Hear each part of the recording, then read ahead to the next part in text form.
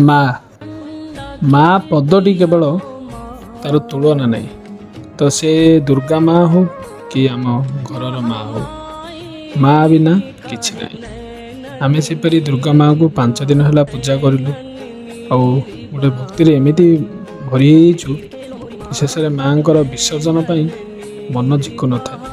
ହେଲେ ମଧ୍ୟ ମା'ଙ୍କୁ ପ୍ରାର୍ଥନା କଲୁ, ହେ ମା, ଆମର ଯଦି କୌଣସି ଭୁଲ ଅଛି କ୍ଷମା କରି ଦେବୁ, ଆଉ ଆମ ଉପରେ ଆଶୀର୍ବାଦ ସବୁବେଳେ ରଖୁଛୁ। ତ ମା'ଙ୍କର ବିସର୍ଜନ ଖୁସି ହେଇକି ଯେ ସମସ୍ତେ ମା ବହୁତ ଆମ ସମସ୍ତ ଗ୍ରାମବାସୀଙ୍କୁ ଆଶୀର୍ବାଦ କରିଯାଉଛି, ଆଉ ପୁଣି ଥରେ ଆର ବର୍ଷ ଆସିବ ବୋଲି। ଦୁଃଖ ହେଇକି ଯେ ଏଇ ମୁହୂର୍ତ୍ତ, ଏ ସମୟ ଆଉ ଏ ମାତୃତ୍ୱ ପ୍ରେମ ପୁଣି ଆର ବର୍ଷକୁ ମିଳିବ କି ନାହିଁ ଜଣା ନାହିଁ। କାହିଁକି ନା ଜୀବନ କାଲିକି ନାହିଁ, କିନ୍ତୁ ପ୍ରତି ମୁହୂର୍ତ୍ତକୁ ବଞ୍ଚିବା କଥା। ବଞ୍ଚିବାଟା ହିଁ ଜୀବନ। ତ ମା'ଙ୍କର ଆଜି ବିସର୍ଜନରେ ଆମେ କିଛି ଜିନିଷ ଚେଷ୍ଟା କରୁଛୁ। ଆଉ ତ ହାଇ ହ୍ୟାଲୋ ନମସ୍କାର, ଜୟ ଜଗନ୍ନାଥ। ମୁଁ ପ୍ରକାଶ ଆପଣଙ୍କୁ ସ୍ୱାଗତ କରୁଛି ପରିବର୍ତ୍ତନ, ପରିଶ୍ରମ ଆଉ ପରିକଳ୍ପନା ଦୁନିଆ, ଯେଉଁଠି ମୁଁ ଚେଷ୍ଟା କରୁଛି ଯେଉଁ ପରିବର୍ତ୍ତନ କରିବା ପାଇଁ, ଯେଉଁଟାକି କେବେ ହେବ ଜଣା ନାହିଁ।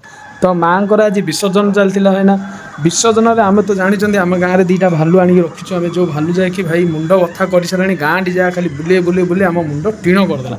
କାହିଁକି ଆଜି ସେ 2 ଜଣଙ୍କ ଭାଲୁକୁ ଆଜି ଲଢ଼େଇ ଛାଡ଼ି ଦେଇଛୁ। ଆଉ ସେ ଲଢ଼େଇ ତୁମେ ଦେଖିବ ଭାଇନା, ମଜା ଆପଣଙ୍କୁ ବହୁତ ମଜା ଲାଗିବ। ତ ଭାଲୁଙ୍କର ଲଢ଼େଇରେ ଆମର ଯେଉଁ ଲୋକମାନେ ଥିଲେ, ସେମାନେ ବହୁତ କେତେଜଣ ଉତ୍ସାହିତ କରୁଥିଲେ ତାଙ୍କୁ ଲଢ଼େଇ ଦେଖିବା ପାଇଁ, କେତେଜଣ ତାଙ୍କୁ ଡର ଲାଗୁଥିଲା କି କାଳେ ଆମ ଉପରେ ଆସିକି ସେ ଭାଲୁ ମାଡ଼ି ବସିବ ବୋଲି। କିନ୍ତୁ ସେ ଯାହା ହଉ, ଭାଲୁ ଯାହା ଆମର ନିରାମିଷିଆ ଭାଲୁ, ସେ ଭାଲୁ ଯାହାର କିଛି କୌଣସି ଆମିଷ ପ୍ରତି ଆସକ୍ତି ନାହିଁ। ତ ଭାଲୁ ଗୁଡ଼ିକ ବହୁତ ଭଲ ଆଉ ସୁନ୍ଦର ଭାଲୁ ଗୁଡ଼ିକ।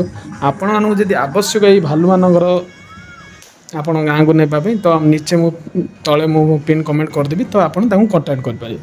ତ ମା'ଙ୍କର ବିସର୍ଜନରେ ସମସ୍ତେ ଆବାଳ ବୃଦ୍ଧ ବନିତା ମା'ଙ୍କ ପାଖକୁ ଆସି ପ୍ରାର୍ଥନା କଲେ, ହେ ମା, ସମସ୍ତ ରୋଗ ବୈଦ୍ୟ, ଆମ ଗାଁର ସବୁ ଖରାପ ପ୍ରକୃତି, ଖରାପ ଜିନିଷ ସବୁ ଦୂରେଇ ଯାଇ ଆମ ଗାଁର ଉନ୍ନତିମୂଳକ କାର୍ଯ୍ୟ ହେଉ, ଆଉ ଆମର ସମସ୍ତ ଯେଉଁ କମିଟି ବୃନ୍ଦ ଅଛନ୍ତି ସମସ୍ତଙ୍କର ମଙ୍ଗଳ କାମନା ହେଉ। ତା ସହ ଆମର ଛୋଟ କୁନି ପିଲାମାନେ ମଧ୍ୟ ମା'ଙ୍କର ଦର୍ଶନ ପାଇଁ ଆସିଥିଲେ। ଆଉ ଆମର କମିଟି ଭାଇ ମଧ୍ୟ ବହୁତ ବଢ଼ିଆ ସୁନ୍ଦର ଗୋଟେ ଡ୍ୟାନ୍ସ କରୁଥିଲେ, ଦେଖିବେ।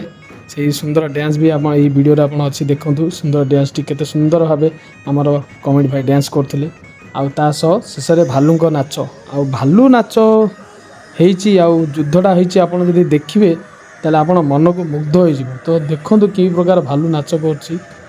ଆଉ ପିଲାବେଳେ ତ ଦେଖିଛନ୍ତି, ଭାଲୁ ଦେଖିଥିବେ କି ନାହିଁ ମୁଁ ଜାଣିନି, କିନ୍ତୁ ବର୍ତ୍ତମାନ ଆମ ଗାଁକୁ ଆସନ୍ତୁ, ଭାଲୁ ଦେଖିବେ ଆଉ ଭାଲୁକୁ ନେଇ ବି ପାରିବେ। ଯଦି ଆପଣଙ୍କୁ ଇଚ୍ଛା ଅଛି ଭାଲୁ ନେଇକିରି ଆପଣଙ୍କ ଗାଁରେ ନାଚ କରିବା ପାଇଁ, ତ ଆସନ୍ତୁ, କଣ୍ଟାକ୍ଟ କରନ୍ତୁ, ଆଉ ଭାଲୁକୁ ନେଇ ନଚାନ୍ତୁ। ପୁଣି ଦେଖା ହେବ। ସେ ପର୍ଯ୍ୟନ୍ତ ମୁଁ ପ୍ରକାଶ ଆପଣ ବିଦାୟ ନେଉଛି। ଜୟ ଜଗନ୍ନାଥ। ଆଉ ଭାଇ ମା'ଙ୍କ ପାଇଁ ଆଉ କ'ଣ କହିବି, ସେ ମା'ର କୌଣସି ପରିଭାଷା ହିଁ ନାହିଁ, କି ତାଙ୍କ ବିଷୟରେ କିଛି କହିହେବନି। ତ ଗୋଟେ କଥା କହିବି, ଜୀବନରେ ସବୁ କିଛି କର, କିନ୍ତୁ ମା'କୁ କେବେ ଦୁଃଖ ଦିଅ ନାହିଁ। ସେ ପର୍ଯ୍ୟନ୍ତ ମୁଁ ପ୍ରକାଶ ଆପଣ ବିଦାୟ ନେଉଛି। ଜୟ ଜଗନ୍ନାଥ।